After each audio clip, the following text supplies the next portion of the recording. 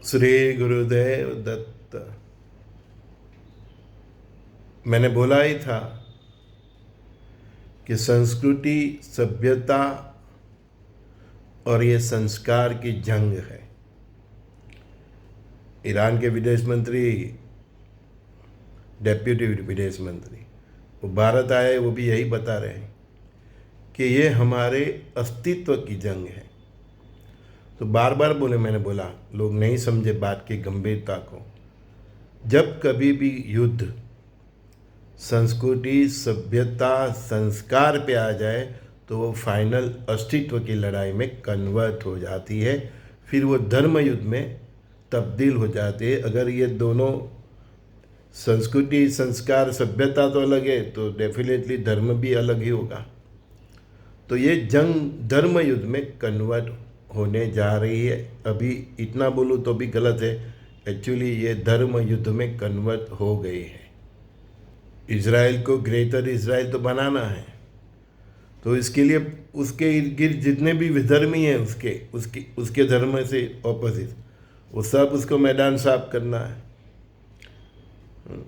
उसके लिए उसको हुती, हिजबुल्ला, हमास सबको साफ करना है, फिर उसके बाप को भी साफ करना है। इसलिए अभी वो और अमेरिका मिल के ईरान के पीछे लग गए। तो फिर अभी ईरान के लिए उसका अस्तित्व का सवाल आ गया। ईरान भी गब्बर है। आप देखो, एक मिडल ईस्ट की शहंशाह सत्ता, महासत्ता इजराइल, जिसने आगे कई अरब लोगों के साथ एक साथ जंग लड़ी है, वो और विश्व की महासत्ता, वो दोनों मिलकर ईरान को ठोक रहे हैं। फिर भी ये भी गब्बर है, बहुत तगड़ी फाइट दे रहा है। क्योंकि ऐसे देखा जाए तो अभी सभी ट्रेनों का एंगल देख ले, ट्रम्प साहब की बात देख ले, इजराइल के नेतन्याहू की बात देख ले, ईरान की बात देख ले, तो सभी ये डायरेक्ट इनडायरेक्ट ये कंफर्म कर रहे हैं कि वो लोग अस्तित्व की जंग लड़ रहे हैं। इसके ऊपर से नॉर्थ कोरिया सोच रहा है कि साला इसके बाद मेरी बारी आ सकती है। पाकिस्तान सोच रहा है इसके बाद मेरी बारी आ सकती है। तुर्की सोच रहा है इसके बाद मेरी बारी आ सकती है। ये लोग तो सोच रहे हैं, लेकिन दिक्कत ये है, इन लोग की अज्ञानता कहे कि मूर्खता कहे कि यूएई, सऊदी अरेबिया, कतर वाले ये नहीं सोच रहे कि साला इसके बाद हमारी भी बारी आ सकती है। ये लोग कोई भी वजह बता के आपको ख़त्म ही करना मांगे। लेकिन इजराइल ने ही ऐसा गेम खेला कि ईरान ने तो बोला ही था कि मेरे पे हमला हुआ तो मैं अपने अड़ोस पड़ोस में जितने भी जगह पे अमेरिकन का बेस होगा, उसकी एम्बेसी सब पे अटैक करूँगा। इसके अलावा भी कोई अटैक कर रहा है, लेकिन सब ईरान पे ठोक दे। ईरान बोला मैं तो केवल बेस पे और एम्बेसी पे ही अटैक कर रहा हूँ। मतलब कोई तो है जो बड़ी गेम खेल रहा है कि टोटल अरब कंट्री का साफ हो जाए, वो इजराइल के लिए उधर का टोटल मैदान साफ हो जाए, वो ग्रेटर इजराइल बन जाए। तो कोई तो है ना ये गेम खेल रहा है। मतलब ये जो युद्ध है ना, ये छोटा सा युद्ध नहीं है जैसे भारत पाकिस्तान का कुछ कुछ हो जाता है, अजरबैजान और उसका हो जाता है। ये छोटा युद्ध नहीं है। रसिया यूक्रेन का जो वॉर है ना, इससे भी बढ़ के वॉर है। उसमें भी यूक्रेन का अस्तित्व का है, लेकिन सभ्यता तो दोनों की एक ही है, क्योंकि बेसिकली वो रसिया का ही एक पहले पार्ट था। तो टेक्निकल कारण सर, वो नाटो में नहीं जाने की जो कसमस थी, उसमें से ये जंग खड़ी हुई है। उसमें अस्तित्व का तो इतना आता नहीं है जितना ये जंग। तो दो राष्ट्रों के अस्तित्व नहीं, लेकिन जो सभ्यता, संस्कार और धर्म, इधर धर्म टकरा गए हैं। और ये जंग मैंने बोला ही है कि धर्म युद्ध में कन्वर्ट हो जाएगी, और ऑलरेडी एक कन्वर्ट हो गई है। उसको एक्सेप्ट लोग नहीं कर रहे। टेक्निकल कारण अलग अलग दिखा के दुनिया को मतलब चूना लगा रहे हैं। ट्रम्प साहब ये बोल रहे हैं एकदम बेकार आदमी है, ऐसा ईरान में शासन नहीं चाहिए। ट्रम्प को तो दोनों हाथ में लड्डू है। एक हाथ में तो खेमेनी जैसे कत्तर लोग भी जाए, उसकी सोच वाले ISGC, और उधर का पेट्रोल और खनिज भी उसके हाथ में आ जाए। मतलब ट्रम्प दोनों हाथ में लड्डू लेके चल रहे हैं। और ट्रम्प के दोनों लड्डू को इजराइल के नेतन्याहू ने बहुत अच्छी तरह से पाक लिया। कि साहब आप वो लड्डू खा लेना बस मेरे को इतना सपोर्ट कर दो। यही चक्कर में अमेरिका इसमें फंस गया है। और इजराइल का जो थर्ड टेम्पल बनाने की जो सोच है, उसकी ख्वाहिश है, पिछले 2000 साल से वो बना नहीं पा रहे। उसका सब फाइनल प्लानिंग हो गया है। और थर्ड टेम्पल बनाने के लिए जो सबसे बड़ा रो रहा है तो वो ईरान है और उसके प्रॉक्सी है।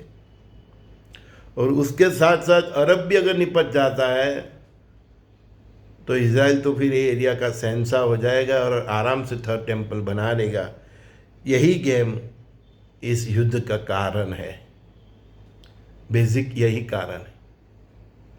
क्या पूरे अरब निपट जाते हैं थ्रू, ईरान अभी अटैक कर रहे हैं, अभी ये लोग भी करेंगे, तो ये जंग ईरान वर्सेस अरब राष्ट्र, इजराइल और अमेरिका, ये सब तो पूरा मिडल ईस्ट की बैंड बजा देंगे। तो साथ में ये हुती हमास, सब हिजबुल्ला, ईरान भी जाएगा, अरब भी जाएगा। तो फिर मिडल ईस्ट उधर इजराइल को थर्ड टेम्पल बनने से कौन रोकने वाला रहेगा? कोई नहीं रोकेगा। लेकिन ये थर्ड टेम्पल बनते बनते कहीं पूरा ईसा मूसा तो साफ ना हो जाए। और ये चक्कर में इजराइल की भी कितनी आबादी बचेगी? मुझे नहीं लगता कि 1 करोड़ की जो उसकी आबादी है उसमें से 10 लाख भी बचेंगे, क्योंकि ऐसे भी ये बहुत बड़ा प्रलय है। 900 करोड़ में से मैं जब बता रहा हूँ परमात्मा की कृपा से, भविष्य मालिका भी बता रहे हैं कि 66 करोड़ ही बचेंगे, मैं तो इससे भी कम बता रहा हूँ। तो फिर ये यहूदी भी कितने बचेंगे? वो मंदिर में दर्शन करने जाने वाले भी कितने रहेंगे अगर वो बना भी देते हैं तो? थर्ड टेम्पल की बात कर रहा हूँ। इसी टाइम पूरी दुनिया इंटरनेशनल डर्टी पॉलिटिक्स में फंस गई है। कौन किसका है, बस अब सब अपने शकुनी अपने अपने शतरंज के ताश खेल रहे हैं। और भारत में इंटरनल डर्टी पॉलिटिक्स चलती रहती। पूरी दुनिया में क्या हो रहा है वो तो भारत के सभी पॉलिटिशियन की नज़र ही नहीं, विपक्ष तो मालूम नहीं सोचते हैं कि नहीं सोचते, है ना। पूरा दुनिया जला हुआ है। और prime minister Modi, Putin, Trump जैसे नेता एक्सेप्ट करे कि न करे, लेकिन तस्वीर तो ये स्पष्ट है कि we all are in third world war. Modi ji भी समझते, सब जितने भी दुनिया के सहाने नेता है सब समझ चुके हैं कि we are already in third world war. और हमारे यहाँ इंटरनल पॉलिटिक्स में से ये सब बात नहीं आते। उनको मालूम ही नहीं है, दुनिया ही नहीं रहने वाली, तो पॉलिटिक्स करने जाओगे भी किधर? ये कोई नहीं रहने वाला, कोई नहीं। डर्टी पॉलिटिक्स करने वाले इंटरनेशनल लॉबी या देश में जो भी हो, चाहे प्रेजेंट गवर्नमेंट में भी हो, डर्टी पॉलिटिक्स वाले कोई नहीं रहेगा। क्योंकि आगे की दुनिया बहुत साफ सुथरी है, सीधे और सरल है। सनातन की नींव पे रखनी जानी है, तो इसमें तो ये कोई फिट ही नहीं होगा, सब कचरा निकल जाएगा। राम राज्य आने वाला है, तो डर्टी पॉलिटिक्स कहाँ चलने वाली है? तो ये जो मैंने बताया कि थर्ड टेम्पल में जो सबसे बड़ा रोड़ा है वो ईरान है। अरब कंट्री भी है कहीं, तुर्की, सब। तो इजराइल ने अमेरिका को आगे करके ऐसी गेम खेली है कि इसमें सबका सत्यानाश होना है। ईरान, उसके साथ हुती हमास और हिजबुल्ला का तो ये लोग ठिकाने लगा रहे हैं, ईरान को भी लगा रहे हैं। देखो गब्बर है, कितनी टक्कर देता है ना। और वो चक्कर में ईरान भी सऊदी अरेबिया सब पे अरब कंट्री पर हमला कर रहा है, तो मिडल ईस्ट तो इसमें स्वाहा हो जाएगा। तो यही चाल देखते हुए उत्तर कोरिया की भी वो है ना क्रेजी। हाँ, वो भी सोच रहे कि साला इसके बाद मेरा नंबर लग जाए। पाकिस्तान भी सोच रहा है कि इसके बाद ईरान के बाद मेरा नंबर लग जाए। तुर्की भी सोच रहा है कि इसके बाद मेरा नंबर लग जाए। तो अब लोग वो लोग भी ये सोच रहे हैं। मैंने बोला कि जो ईरान की जो जंग है वो अब शहादत की जंग में कन्वर्ट हो गई है, वो जिहाद में कन्वर्ट हो गई है। और आगे अभी ये अज्ञानी और मूर्ख लोग अरबी ईरान पे अटैक करने का सोच रहे हैं, लेकिन आगे तो परिस्थिति ऐसे होने वाली है कि सबको मिलकर अल जिहाद की तरफ जाने वाले। अपने ही पैर पे ये लोग कुहाड़ी मार रहे हैं, यूएई, अरब, कतर, सब। जो भी आपको दूसरी बात मगज में दिखा रहे हैं ना, वैसा नहीं होने वाला। ये जो इजराइल ने चाल चली ना, इसमें सब स्वाह होने वाला है। और ये लोग की खोपड़ी में अभी तक नहीं बैठा। जब तक इनको ख्याल आएगा ना, अरबी को, किसको, यूएई, कतर, सऊदी अरेबिया, जो भी ये अमेरिका के खोड़े में बैठे हैं ना, हाँ, उनका जब दिमाग खुलेगा तब तक तो वो लोग बहुत कुछ गंवा बैठे होंगे। और एक खलीफा वाली जो सोच है, शहादत वाली जो सोच है, जिहाद वाली सोच है, वो अल जिहाद में कन्वर्ट होने वाली है। और फिर देखना आप यूरोप तक क्या होता है। जैसे हमारे यहाँ हर हर महादेव होगा ना, जय श्री राम के नारे लग के हम सब करने वाले हैं, वैसे ये अल्लाह अकबर करके पूरे यूरोप, अमेरिका, कनाडा तक देखना जितने नातों के देश हैं। लेकिन बहुत देर से जागेंगे। ऐसे भी ये लोग का इतने टाइम से अमेरिका का इंतज़ार कर रहे थे कि इसके ऊपर हमला करे। आगे भी बातचीत चल रही, तभी अमेरिका ने ठोक दिया था, इजराइल ने, दोनों मिल। इस बार भी ये भ्रम में रहे, है ना। पहले ही अटैक कर देते ने, फर्स्ट अटैक कर देते ने, तो अमेरिकन बेस पे इतने सैनिक और इतने सब चीज़ थे, ये लोग एंटी मिसाइल ये सब कर, उसके पहले ही ईरान ठोक देता ने, तो अमेरिका को लेने के देने पड़ जाए। अभी पड़ रहे तो बहुत नुकसान होता, लेकिन दिमाग की थोड़ी कमी लग रही है ईरान वाले में। मैं होता तो, सबको समझ में आता है, पहले भी उनको एक्सपीरियंस हो गया है कि पहले भी मीटिंग हो रहा था पिछले साल जून में, उसी दौरान, मीटिंग के दौरान ही ये लोग ने हमला किया था।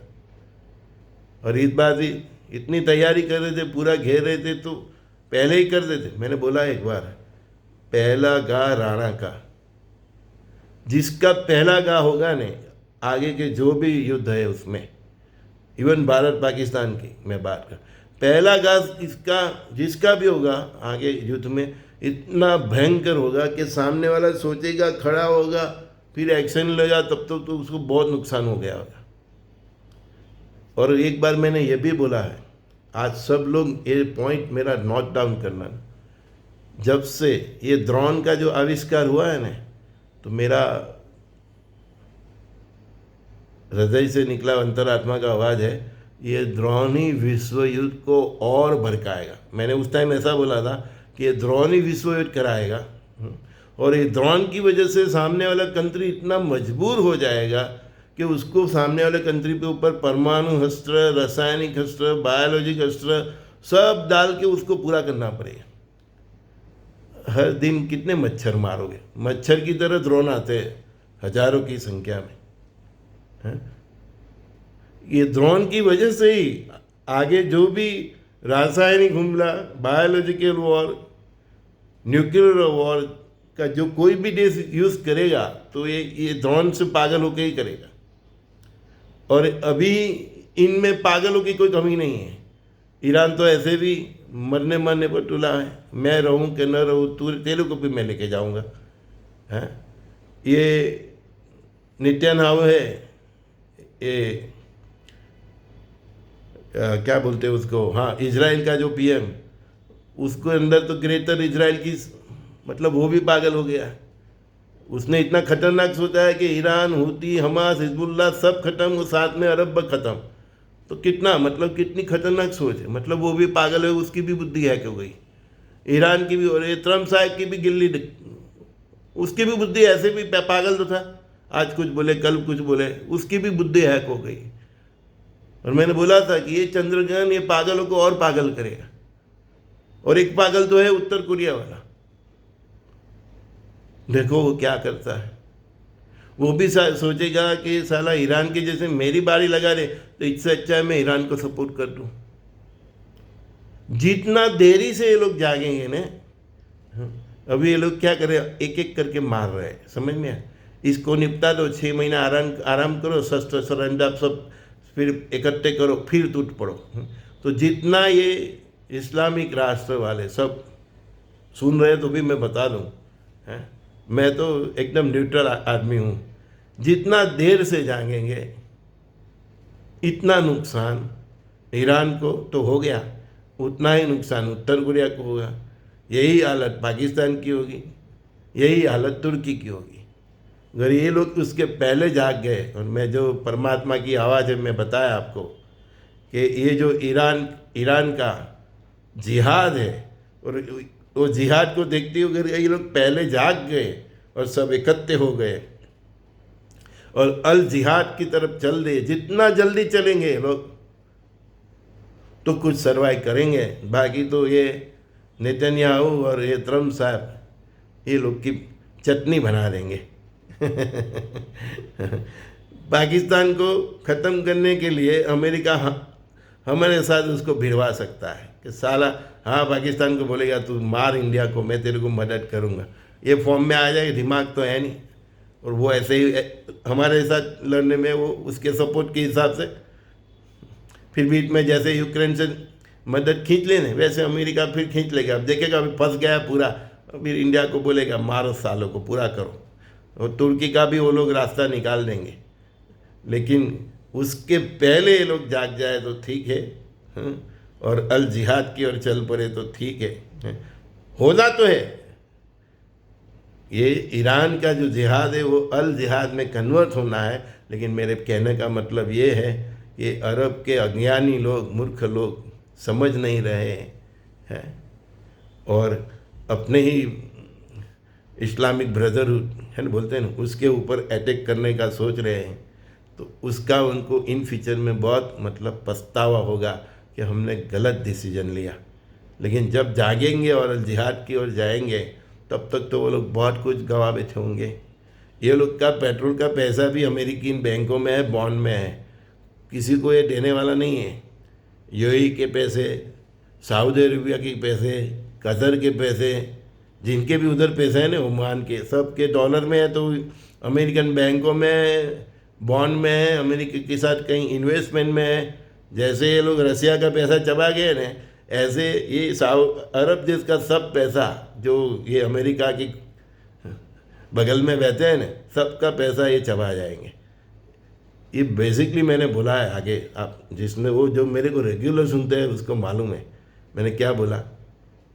ये बेसिकली ईस्ट इंडिया कंपनी है, अमेरिका, ब्रिटेन हमारे यहाँ भी आए थे। हमारा साम्राज्य देख के उनकी सटक लुटार हुए गुण, किसी के पास भी माल मद्दा देखते हैं तो ये लूट लेते हैं, संपत्ति भी लूट लेते हैं, हमारी माता बहनों को भी उठा जाते हैं। ये प्रजा है, इंग्लैंड की ही सब संतान है यूएसए में। तो ये बेसिकली इनका ब्लड में है। तो ये रसिया का तो सब खा गया, भारत सरकार का हो गया तो भी खा जाएंगे, अमेरिका वाला बॉन्ड में जितने भी है ना। और ये अरब देशों का भी पैसा सब वो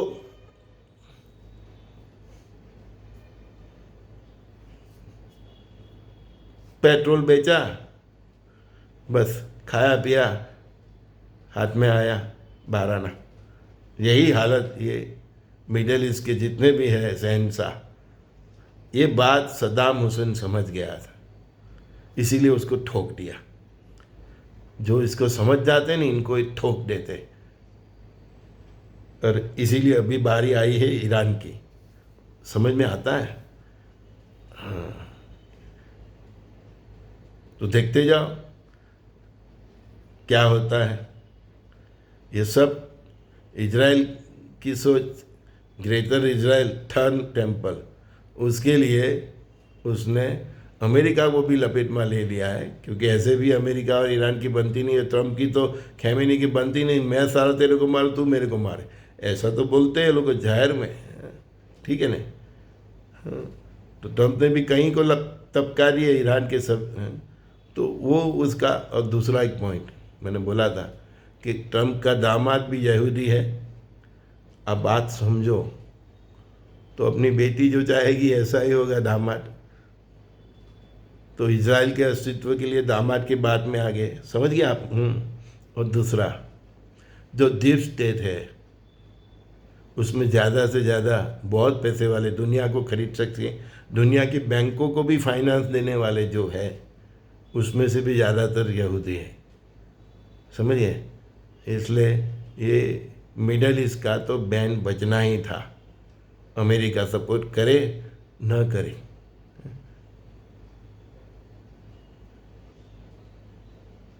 उनको ग्रेटर इजराइल बनाना है, थर्ड टेम्पल बनाना है, और उसमें जो बीच में जो भी उनको मालूम है सबको निपटारेंगे। ये चक्कर में ये ईरान की जिहाद को समझ के कब कब ये अल जिहाद में कन्वर्ट हो जाती है, बस उस पे दृष्टि रखो। जिस दिन वो कन्वर्ट हो गई, पूरा यूरोप जलेगा। और ये मिडिल ईस्ट के बाद यूरोप की ही बारी है, क्योंकि अभी पाकिस्तान, उत्तर कोरिया, तुर्की सोच ही रहे हैं कि साला कुछ करना पड़ेगा, नहीं तो ईरान के बाद अपनी ही बारी। समझ गया बात। तो दुनिया अपने सबसे बुरे दिन में, बुरे दौर में चल रही है। हर कोई शकुनी है, हर कोई दुर्योधन है। उधर भी ऐसा ही हुआ था ने, दुशासन ने द्रौपदी पे नज़र बिगाड़ी, जमीन प्रॉपर्टी पे बिगाड़ी, मिलकतों पे, बस वही। इसीलिए तो बोला ये महाभारत टूर है। किसी को ग्रेटर इजराइल बनाना है, किसी पॉप की ये इच्छा है कि पूरे विश्व में ईसाई का साम्राज्य स्थापित हो जाए। बात समझ में आती है। ये सब खेल उसका है। अमेरिका ये चाहता है, बिहाइंड पॉप है सब, अमेरिका को आगे करके कि ऐसा करो कि पूरे विश्व में क्रिश्चियन साम्राज्य फैल जाए। उनके चमचे हमारे देश में भी बहुत कोशिश कर रहे हैं। मदर टेरेसा, ये सब इसी प्रोग्राम का एक भाग था। धर्मांतर और ये सब जो चला नहीं, ये बहुत लंबी गेम है। अब ये गेम आक्रामक रूप में आ गई है और अपने फाइनल स्टेज पे आ गई है। इसीलिए मैंने बोला कि ये गेम अभी सब फाइनल स्टेज पे आ गई है, तो ये धर्म युद्ध में कन्वर्ट हो जाएगी। और दुनिया की जो 3 मेन धर्म है, उनके बीच अस्तित्व की जंग हो जाएगी। और उसमें भी 3 धर्मों में से 2 धर्म आमने सामने आ जाएंगे। एक है ईसा, एक है मूसा, और दूसरा हमारा सनातन हिंदू। तो अब ये जंग अस्तित्व की जंग में तब्दील हो गई है। पहले बहुत सूक्ष्म लेवल पर चलती थी, अंदर खाने चलती थी, गेम चलती थी, लेकिन अभी ये गेम ओपन हो गई है। चर्च वाले ये चाहते हैं कि पूरे विश्व में यीशु ख्रिस्त का प्रभाव हो जाए और पूरा विश्व, ट्रंप भी यही चाहते हैं ना, उसको लाने के बात कर रहे कि उसके ज़माने में उधर ख्रिस्ती का शासन था। यहूदी ये चाहते हैं कि सऊदी अरेबिया ये सब यहूदियों का हो जाए। समझ में आया? ये पूरा गेम ही धर्म का, मतलब फैलावा, उसका ही वर्चस्व। मैंने बोला, क्या बोला? हाँ, संस्कृति, सभ्यता, संस्कार की ये जंग है, और वो जंग धर्म युद्ध में कन्वर्ट हो गई है। मैंने यहाँ तक बोला था विश्व में 3 फ्रंट हो गए, अभी 2 है, अभी तीसरा फ्रंट खुलने वाला है। फिर ये दो फ्रंट में कन्वर्ट हो जाएगी, और वो फाइनल जंग ईसा मूसा की हुई। संजय दस्ती का सभी दोस्तों को बहुत बहुत प्यार। बी केयरफुल, सभी देश अभी अपने अपने अस्तित्व के लिए जंग लड़ेंगे। चाइना अपने अस्तित्व के लिए लड़ेगा। ईरान की हालत देखकर पाकिस्तान, तुर्की और उत्तर कोरिया भी सावध हो गए। ऐसे भी वो लोग बहुत इस बाबत में तो बहुत होशियार है, कपटी है, तो समझ गए कि साला इसके बाद अपना वेनेजुला के बाद ईरान, ठीक है, ग्रीनलैंड को अभी छोड़ दिया है, वो भी आएगा उनकी पकड़ में। फिर पाकिस्तान को इंडिया से ठोका के उसका भी बैन बजा देंगे। फिर रहा तुर्की, और ये तीनों बदमाश भी समझ गए हैं। तो देखो आगे ये लोग क्या करते हैं अपने अस्तित्व को बचाने के लिए। धर्म युद्ध महाभारत पार्ट 2, और उसमें हमारे कल्कि रुद्र भगवान की क्या लीला है। महाभारत में तो हमने कृष्ण की लीला देखी है ना, किसी ने टीवी पे देखी, किसी ने पढ़ के देखी, समझी, अब भी देखते रहो। ये सब लोग वही कर रहे हैं जो कल्कि और रुद्र भगवान चाहते हैं। बुद्धि तो उन्होंने ही हैक की है ना। कली, कल्कि, रुद्र, ये तीनों की ही माया है। कली को उल्टा पुल्टा मत बोलना। कली के इन्वॉल्व बिना धर्म की स्थापना ही नहीं होती। रावण की बुद्धि हो गई, दुर्योधन भी हैक कर दी, तभी तो खत्म हुए। तो कली इज इन सपोर्टिंग ऑफ कल्कि एंड रुद्र भगवान। हाँ, आप चाहते हो कि आपकी बुद्धि हैक ना हो, शुद्ध सात्विक जीवन, चरित्र, प्रभु का नाम स्मरण, और मैंने एक बोला है कि आपकी बुद्धि हैक ना हो। क्या बोला है? किसी भी पराये धर्म के मंदिर, मस्जिद, गिरजाघर, चर्च को मत तोड़ना, पराये माता बहन को अननेसेसरी सताना मत। आपने किया, उसके लिए रोड पे उतरे, उसके लिए जो भी कर्म किया, समझो आपकी बुद्धि कली ने हैक कर ली है, और कल की रुद्र का सुदर्शन चक्र आप तक जरूर आएगा। संजय दस्ती का सभी दोस्तों को बहुत बहुत प्यार।